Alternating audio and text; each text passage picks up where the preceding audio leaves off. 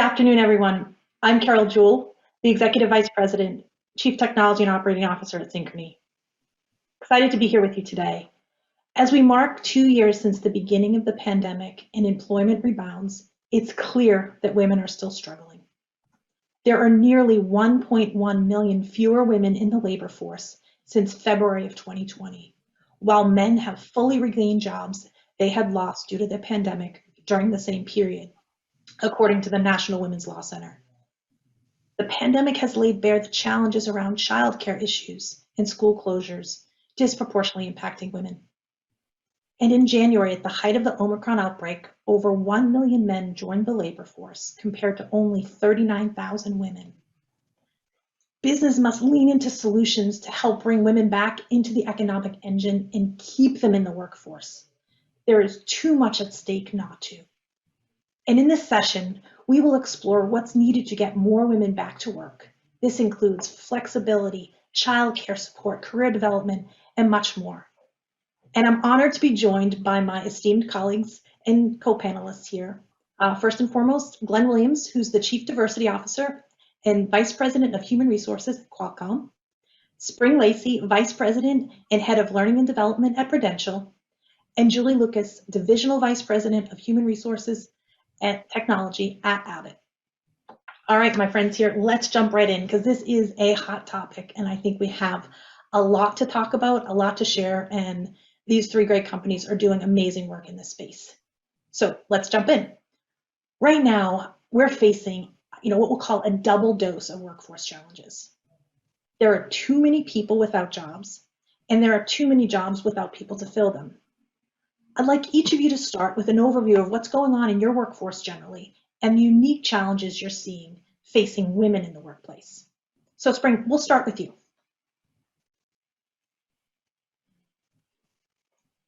Thank you, Carol, and thank you to the Chamber for allowing me to be a part of this important conversation. I think from an employer perspective, there are several challenges that we are experiencing as it relates to talent. And I think it's within the context of what we've been going through from a pandemic perspective, right? I think the pandemic has caused people to reevaluate their own values, what they value in life, what they value in relationships, what they value in careers, and with that, what they're expecting from their employers. And so employees are voting with their feet and either walking away from careers altogether or moving to places where they can have a more value-aligned quality of life. And oftentimes that's been away from kind of city centers where work has been gathered in the past. And if they are staying engaged, again, they're expecting extreme levels of flexibility from their employers. And so the flexibility that allows them to care for the things that they care about. And so the Great Resignation, I think, is what we've all become familiar with, has really become an all-out war for talent. And I'm sure that this is familiar to each of you, both as employers and as employees of employers who are probably just like me, getting all the calls from people on LinkedIn because there is a real need for people to fill these important roles. And so what does that mean for us at Prudential? And so some things that we've done, we've spent a lot of time listening to employees over the past 2 years, a lot of time. And when employees said overwhelmingly they weren't comfortable coming back to the workplace, we didn't come back to the workplace, right? We are a service business, and we had proven time and time again that we can be highly productive at home, and it wasn't worth it for the company to disrupt that in order for people to come back into the office. We are actually not back in the office. I'm not at home because I'm a hybrid employee. I'm at home because we don't go back until March 16th is our first official return to the work date, which will be the 2-year anniversary of the last time we were all in the office. A lot of that decision to delay our return has been guided by things like what are the local school districts where we have offices doing, recognizing that it's really difficult for primary caregivers, who oftentimes are women, to leave and come to work when you actually have to facilitate virtual learning happening at home. And so I think Prudential took a really conservative and employee-centric and caregiver-centric, again, most cases women, approach to when we return to the workplace. When we do return, we're going to have flexibility like we've never seen at our company. We were pretty traditional when it came to kind of coming to the office for your typical 9 to 5 before the pandemic. And headed back, we actually, in most places, don't have assigned offices. There's actually not capability for every employee to come back because we really are leaning into this notion of a flexible workplace, because again, we've proven for the past 2 years that the work can get done for the work that we do in a way that is flexible in response to our employees. It also, as an employer, allows us access to a more geographically dispersed talent pool, right? And so we're not just looking for people who sit in and around Newark and New Jersey, or in and around Hartford, and where we have people centers. We can hire people from wherever they are, which gives us greater access to talent. And again, from an employee perspective, it allows us to be responsive to what people are asking for in the market. And again, primary caregivers are demanding flexibility from their employers, and it's given us a chance to do that.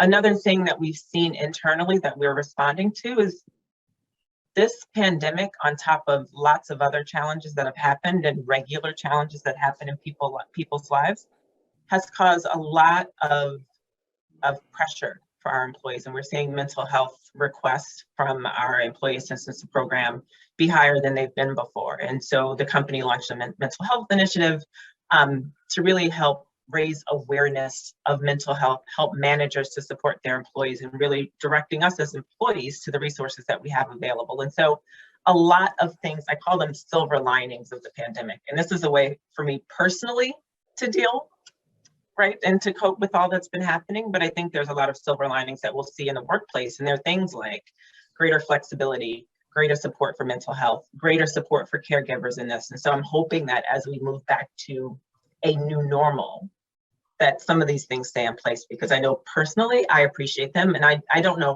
how I worked before the pandemic, and I'm certainly not looking to go back to some of those ways. Some of the things that we're thinking about at Prudential.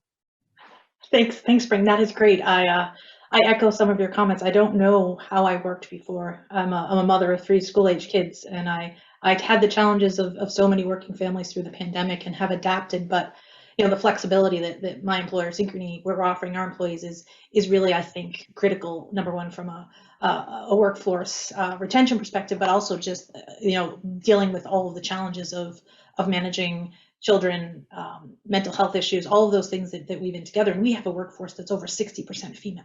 And so it's an interesting dynamic. So let's jump over to Glenn. Let's talk a bit. It's a similar question. The unique challenges facing women in the workplace, and how Qualcomm is addressing that. Yeah. Thank you very much. Thank you for having me here, and thanks to the Chamber for also allowing us this forum.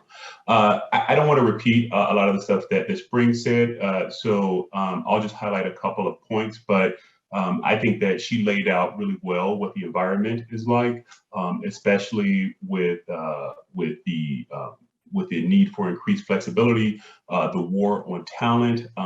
We work in the tech field, so there's constantly battles for who is actually going to get limited resources, limited talent. And if you are not being flexible, if you're not evolving, you're going to be left behind. So that's what we kind of saw throughout the entire pandemic. We also did surveys to listen to our employees to figure out what they needed when they were comfortable. And similar to Spring, we're not completely back in the office yet either, because we've been listening to our employees. So this month is our return, and I use return loosely because we are going to be in a hybrid environment for the foreseeable future. Depending on your manager, it could be as much as 3 days a week in the office to as little as a day or two every couple of weeks in the office, right? Really allowing our managers to have that flexibility. And unlike Spring, where they have a service, a service-based company, we are a hardware company. We also do some software. We do a lot of patents in innovation, where we weren't sure how we could do our work from a virtual environment. And a lot of times pre-pandemic, we said you had to be in the office. Everything has to be done in the office. And then the pandemic forced us to learn a new way to do our work, and actually productivity went up. So I would say the story that we learned from that is that maybe just because we think that things can't be done a different way, sometimes they can. The one thing that I would like to kind of touch on, that's something that I think that we did and was key in us keeping our attrition rates down, was we also provided mental health support. So every single employee at Qualcomm could get up to 20 free counseling sessions. And I know as a person who used some of those counseling sessions, they were really, really useful. Just to talk about stuff. We're all going through a completely different environment that we're probably used to. And that was something that I found very useful. And I think a lot of our employees have found useful as well. So one of the things that I'm really proud of is that we haven't seen the Great Recession hit us yet. Our female attrition has actually stayed flat from our pre-pandemic level and actually went down a little bit. But now as we're transitioning back to work, we have to make sure that we keep that up. Couldn't agree more. Couldn't agree more. So maybe, Julie, let's talk a little bit about how you're addressing this at Abbott. Yeah, sure. Thanks, Carol. And kudos to the Chamber for such a diverse panel. I think we've got some similarities and some differences here. At Abbott, we recognize that there's a lot of value that comes from working in person, especially when it comes to things that are really important for us as a business. Innovation, collaboration, development, our company culture. As an essential business, making COVID-19 tests and other critical healthcare products, Abbott never closed. And we had to create programming in order to support workers who couldn't do their jobs at home. So really for us, it's about caring deeply about our people and knowing that one size doesn't fit all. Flexible work is super important, and we have lots of flexible programs in order to help our employees meet their personal and their professional needs. So even before the pandemic started, we were offering flex work opportunities. But I think more specifically talking about women, our observation is that women are really reassessing the role of work in their lives. Similar to what Spring was saying, I think that women are feeling that they don't want their personal and their family priorities to be seen as place barriers. As a mother of 4 children, school-age children, I know the struggle of having to drop my kids off at school while I'm on the phone, trying to have a staff meeting. And I think that for women, it's really important to see other women addressing those challenges and recognizing it's not a barrier, that you don't need to feel like your path is limited because you have to prioritize your personal and family, stressors and work. We really focus on making the workplace a supportive environment for women to succeed in their current roles and rise to new ones. I think as human beings, it's always important for us to see people that are in a similar situation to us or look like us in roles that we aspire to, and that really helps us feel like we can do that. And here at Abbott, we see women in leadership positions. As a matter of fact, women run businesses at Abbott that account for over half of our corporate revenue. So you can see that here. And we believe that our culture is critical to supporting, retaining, and promoting women and helping them achieve their aspirations in the workplace. So for us, real key is to have a workplace where everyone feels included and they have flexibility and that the work that they do matters.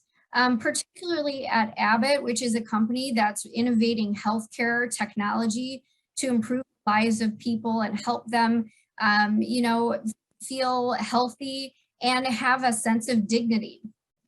Sorry, my lights are going off. All of that really is, I think, well supported with our 2030 sustainability and workplace goals, which are really designed to help build a diverse workforce and innovate for the future of, the future workforce for tomorrow.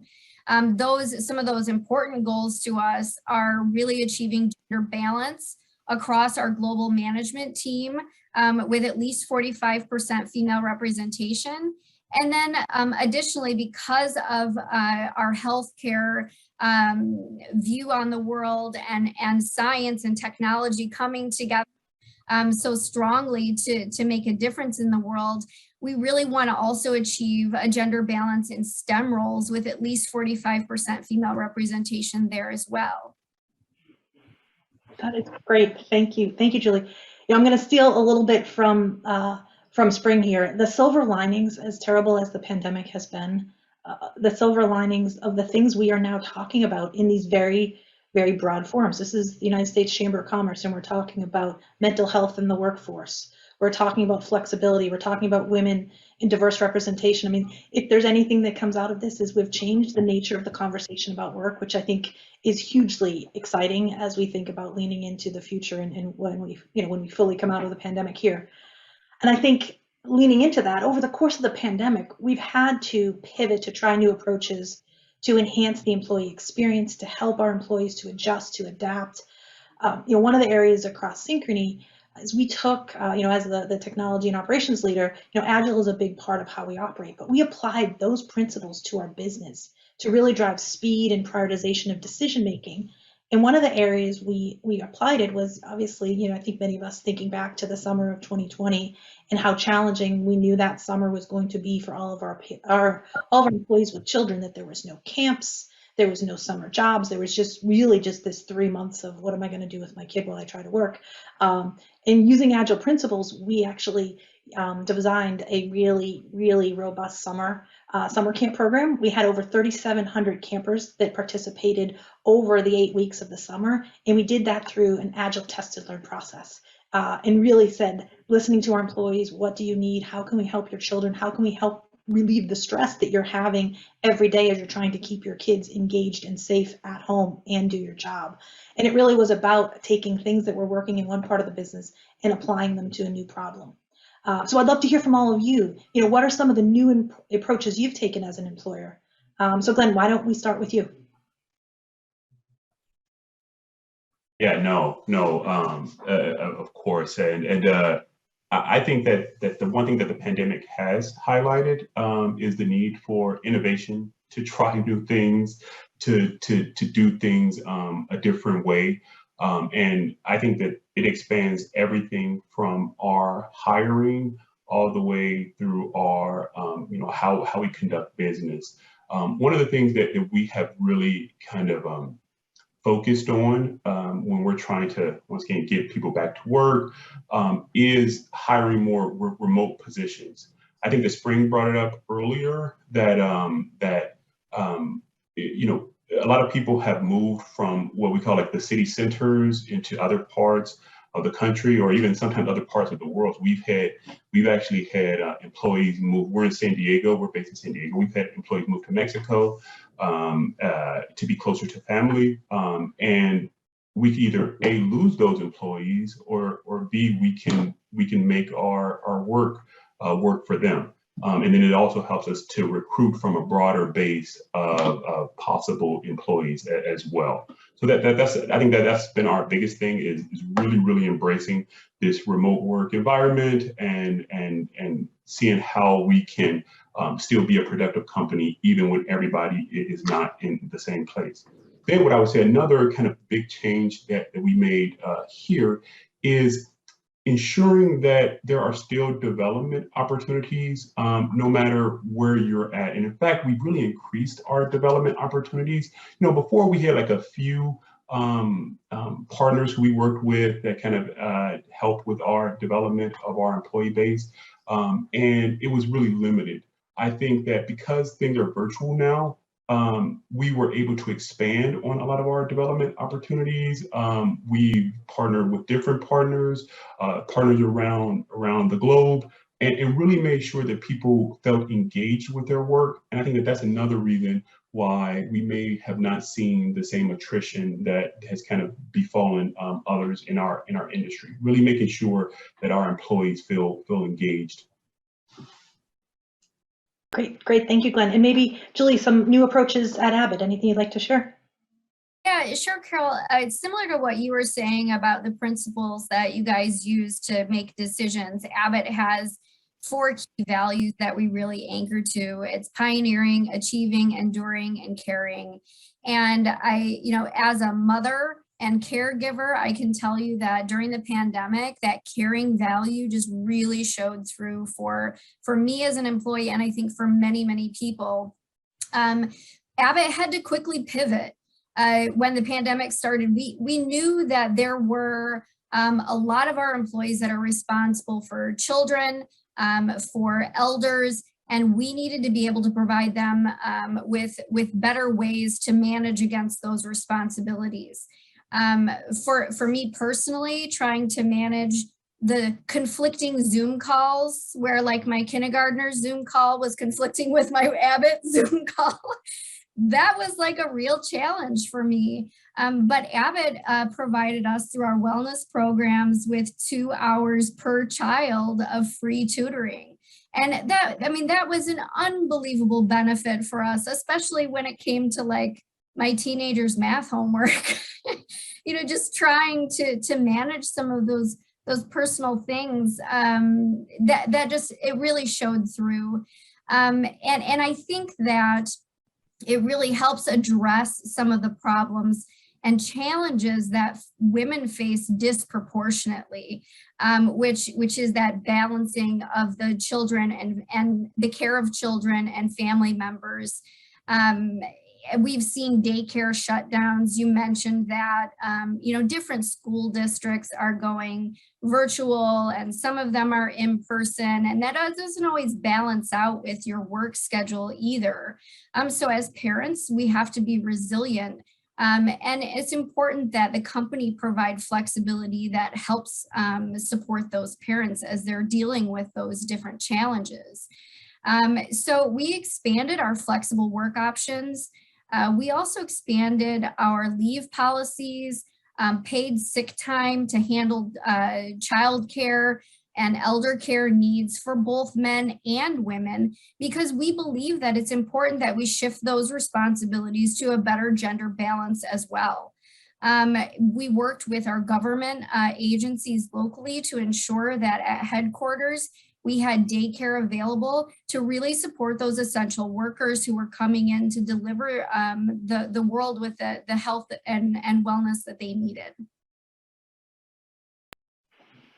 Thank you. And Spring, what about you at Prudential? Any new approaches you'd like to share as an employer? Yeah, a couple things. One, we did some of the same things that you, Carol, and Glenn did around working more agile, right? And Agile existed in our technology organization in a really embedded way. And over the last 2 years, those of us who don't work in technology have really come to appreciate agile principles and how working in empowered teams in a more nimble way gets you not only a greater product, but it's highly engaging, it's customer focused, and all those good things that we like to talk about.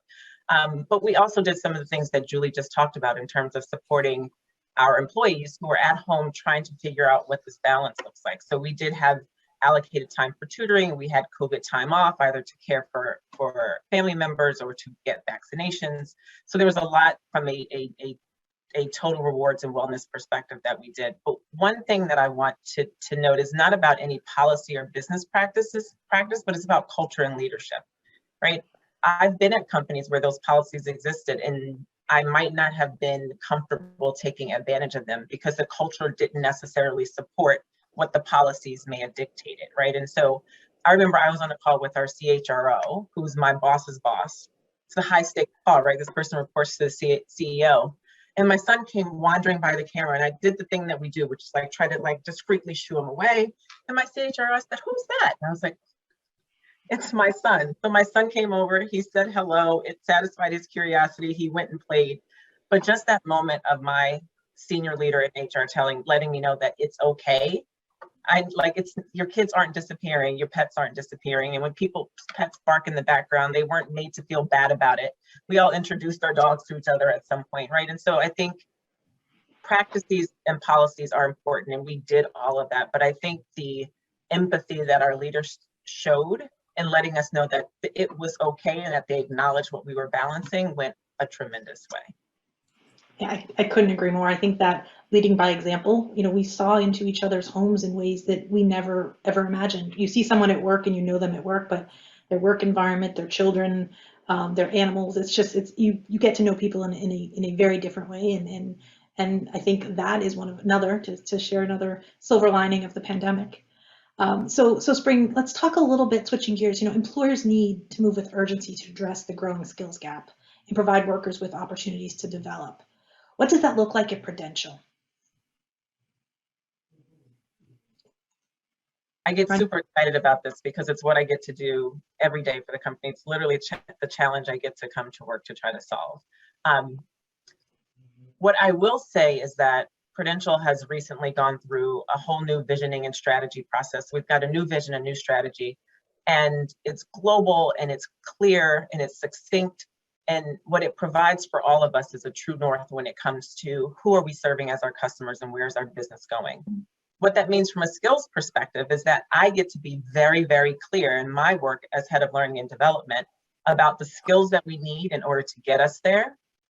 And then I'm able to assess where we have those skills and where there are gaps and really be intentional about what learning looks like. We have a lot of people who love to learn, but if you're going to invest time in a moment where we don't have a lot of time, making sure that we're giving employees and guiding them along their career mobility journey by letting them know exactly what skills we're going to need in the future at Prudential to heighten their opportunities for mobility. So I'm super excited about that work. And some of the things that we've done really focus on democratizing access to opportunities and democratizing access to development across the company, both for women and for people of color. If you're like me, you've gotten an email announcement or you were called before COVID into a conference room and it was announced that someone got a job. And you said to yourself, I didn't know that job existed. I think I can do that job. And actually, I would have liked that job. And a lot of this movement of opportunity happened and it wasn't transparent. And so a lot of what we're doing, in addition to identifying the skills so that people can be intentional about their careers, are building systems and processes. And internally, we have this really great platform we've developed called the Talent Marketplace, where employees can go in and they can see the skills gaps that the company is looking for compared to the skills that they have. They can access learning, and whether it's on-demand learning that they can do in their own time, or perhaps signing up for an academy. We have a Scrum Master Academy, a Developer Academy to fill a skills gap. And then they have opportunity based on a revised talent acquisition process that we have to apply for roles that are open in the company. What we want to make sure is that women and people of color and other populations that haven't traditionally had access to these opportunities because they might have been outside of networks have access to the opportunities. If I can make it so no one's ever surprised by an announcement and has the opportunity to apply for that role, I feel like we're winning. And so there's a lot of business and processes again on the background, but I can't emphasize how much culture and leadership is going to play into making sure that we have the culture that allows people to step into the processes that we're creating. That's fantastic. That's fantastic.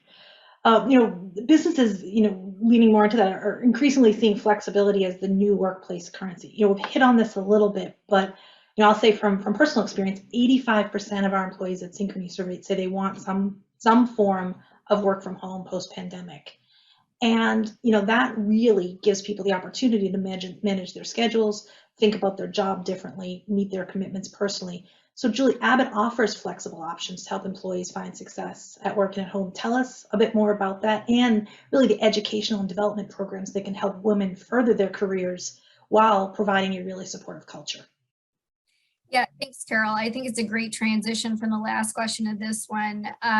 So first of all, when it comes to flexibility, we think that there are great benefits to being in the office together, especially as it relates to development and especially with women. But we also understand the importance of flex work, and we've long had options like job sharing, compressed work weeks, flexible scheduling, and we even have an employee resource group that is dedicated to this called the Flex Network. We anticipate during the pandemic that we were going to have to respond to questions on flexibility from employees. And knowing that, we took the time to go back and look at our flex work policies and see how we could make those easier for managers and employees to use. And really, we wanted to focus on that relationship between the managers and the employees. Having a scale policy that you peanut butter spread doesn't make sense for everybody. You need, as Spring was saying, that empathy, and where you get that is really from your manager. We did a lot of work with our manager population last year in a program that we call Leading with Impact, where we really went hard in teaching our managers how to make sure that you're seeing your employees, that you're developing them, that you're seeing them and empathizing with them. And on the heels of that, we have a very strong foundation for driving that flexibility conversation really to the managers to have with their employees and be empowered to make some of those decisions about flex work. Each manager was encouraged to have a conversation with their team members and really understand what did they need from a work perspective and a personal perspective to make schedules work for them. And we value that open and honest feedback from both sides on what is and isn't working. From a flexibility mindset when it comes to development and action. We did a lot of listening throughout our organization as we returned to the office, and things that we heard like predominantly is, I want to be developed. So we launched a few months ago a program called Free You, and really this is to eliminate barriers to education. It is for eligible employees here in the United States. It allows to help employees achieve their bachelor's degree without having a huge financial burden and having the barrier of having to go in classroom or have a specific schedule that might not fit with your work and your priorities. So the program is really intended to assist people who don't yet have their bachelor's degree. But it's if you're an eligible employee in the U.S., you can pursue the path of the educational path that you want to pursue. Really, the way the program is set up is that it provides you with your tuition, it pays for your books and academic advising, and every one of the students that's involved in the program has a success coach. We have one individual in the program, her name is Lacey. She's a field clinical engineer for our medical devices organization. She's a busy mom. She has a 12-year-old son, and she has wanted to get her bachelor's degree for like 20 years. She has an associate's degree, but being able to work and raise your son has really limited her as far as flexibility is concerned. And so this program now gives her the opportunity to earn her bachelor's degree. So she's studying she's pursuing her business major right now with the aspiration to get her MBA. And we're super proud of that program and the access that it gives our people. When we look at the program, we have great enrollment numbers. About half of enrollment is women, and about that are people from diverse backgrounds. So in addition to that program, you know, Abbott is a very diverse business. We have so many different lines of business that really you can be in the driver's seat when it comes to your career. You can even have multiple careers at Abbott because there are so many different diverse businesses. So really for us about that relationship with your manager you know, making sure that you've got the schedule that you need, that you have flexibility to manage your personal and business priorities.